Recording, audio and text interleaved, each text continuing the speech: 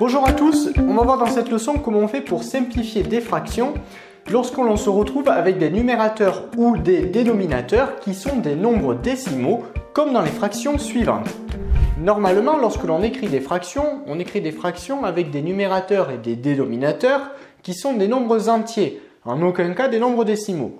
Mais parfois dans tes exercices, on t'écrira des fractions avec des nombres décimaux, c'est surtout pour t'embêter et voir comment derrière tu fais pour te ramener à une fraction avec des nombres entiers au numérateur et au dénominateur. Donc on va voir ici comment on fait finalement pour se débarrasser des nombres décimaux dans l'écriture fractionnaire. 7 divisé par 0,25. Ici, le nombre qui pose problème, c'est 0,25. Comment je fais pour me débarrasser de ce nombre décimal? Eh bien là, la technique, l'astuce, c'est de multiplier le nombre décimal par une puissance de 10 et ainsi, on fera disparaître la virgule. En effet, si ma virgule, je fais en sorte qu'elle se retrouve à la fin de mon nombre, eh bien, alors, elle deviendra virgule inutile. Par conséquent, elle ne nous embêtera plus puisqu'elle va disparaître. Mais comment je fais pour amener ma virgule de là à la fin de mon nombre? Eh bien, tout simplement en multipliant par une puissance de 10. Ici, il faut donc que ma virgule, pour que je l'amène à la fin de mon nombre, que je la décale de 2 rangs. 1, 2. Du coup, par combien va-t-on multiplier 0,25 pour décaler la virgule de 2 rangs vers la droite? Eh bien, on va multiplier par 100. Donc ici, pour se débarrasser au dénominateur de mon nombre décimal, je vais multiplier par 100. Ainsi, ma virgule, je vais la décaler de 2 rangs. Elle va arriver, on va le faire de suite. Ma virgule, je décale de 2 rangs, 1, 2, du coup je vais avoir le nombre 25. Ma virgule, elle va arriver à la fin du nombre 25 et là elle devient inutile, donc on n'est pas obligé de la faire apparaître. Et j'aurai donc, finalement, j'aurais fait disparaître mon nombre décimal et je me retrouve bien ici avec un nombre entier. Mais on n'oublie pas que si je multiplie par 100 au dénominateur, je dois faire la même opération au numérateur, donc lui aussi, je dois le multiplier par 100. Et finalement, au numérateur, je me retrouve maintenant avec le nombre 700. Bon, qui est toujours un nombre entier. Maintenant, j'ai une nouvelle fraction. 725e. Et cette fois, j'ai bien deux nombres entiers au numérateur et au dénominateur. Mais on va chercher systématiquement à savoir, est-ce que je ne peux pas simplifier davantage cette fraction? Bon, ici au dénominateur, j'ai 25. Et on va voir comment on fait finalement pour simplifier 700, comment on fait finalement pour le diviser par 25. Là, on va réinvestir une astuce de calcul mental que je t'explique dans une autre vidéo. En effet, il va être possible ici de diviser 700 par 25. Et ainsi, je pourrais simplifier en haut et en bas par 25. Alors 700, comment je fais pour le diviser par 25? Eh bien, pour diviser par 25, l'astuce va consister dans un premier temps à multiplier mon nombre par 4. Donc 700 fois 4, alors je peux le faire de différentes manières, mais dans un premier temps, je peux oublier qu'il y a 2 zéros au nombre 700. 7 fois 4, 28. Et je colle mes 2 zéros maintenant. Finalement, 700 fois 4, ça me donne 2800. Mais pour multiplier par 25, il y a deux étapes. D'abord, je multiplie par 4.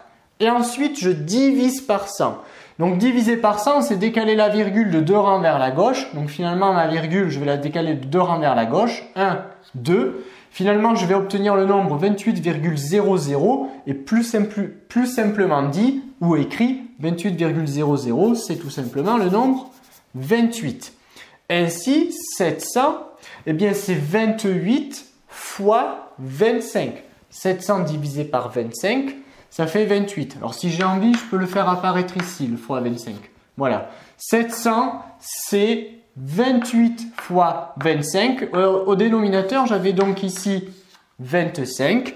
Et bien là, je peux simplifier en haut et en bas, à présent, par 25. Et finalement, qu'est-ce qu'il me reste? Eh bien, il ne me reste plus que 28.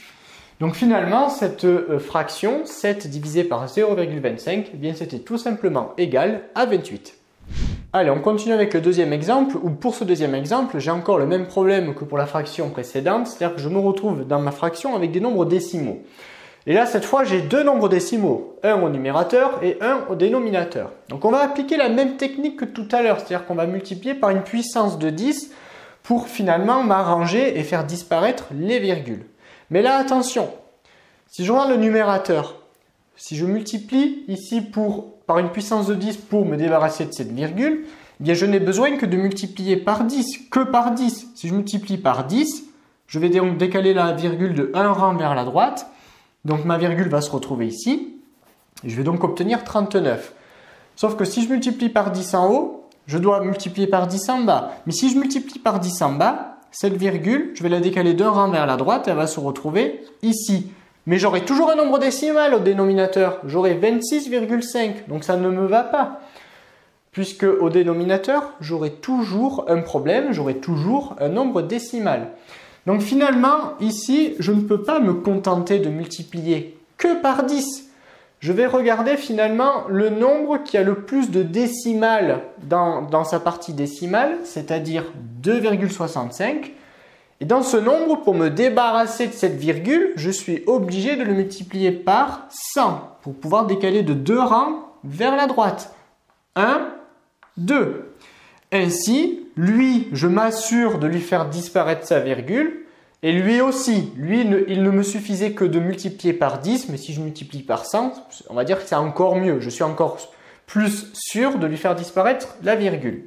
Donc finalement ici, il faut multiplier par 100 pour pouvoir me débarrasser de la virgule et en bas et en haut.